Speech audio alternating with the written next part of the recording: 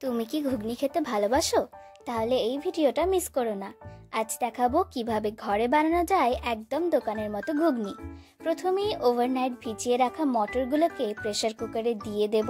তার সাথে কেটে রাখা আলু, তেজপাতা, দারচিনি, এলাচ দিয়ে দেব লবণ পরিমাণ মতো, লঙ্কা গুঁড়ো, হলুদ গুঁড়ো, জিরে গুঁড়ো আর ধনে গুঁড়ো। পরিমাণ মতো জল দিয়ে লিড বন্ধ করে দেব। 4 থেকে 5টা সিটি দিয়ে লিড খুলে একটু নাড়াচাড়া করব আর একটু জল দিয়ে গ্রেভি তৈরি করে নেব। তোমরা তোমাদের পছন্দ মতো গ্রেভি করতে পারো। এবার তৈরি করে নেব পেঁয়াজের ফোড়ন। কড়াইয়ে তেল গরম করে তাতে পেঁয়াজ দিয়ে দেব। যতক্ষণ পেঁয়াজটা লাল হয়ে আসছে ততক্ষণ আমি বানিয়ে নিচ্ছি ভাজা মশলা। তার জন্য একটা কড়া গরম করে তাতে গোটা ধনে, গোটা জিরে আর শুকনো লঙ্কা দিয়ে ভেজে নেব। পাশের পেঁয়াজগুলো লাল হয়ে এলে দিয়ে দেব আদা রসুন বাটা। তোমরা চাইলে মটর সিদ্ধ করার সময় আদা রসুন বাটাটা দিয়ে দিতে পারো। ভালো করে নেড়েচেড়ে ফোড়নটা দিয়ে দেব। তারপর নারকেলগুলোকে কুচি কুচি করে কেটে নেব।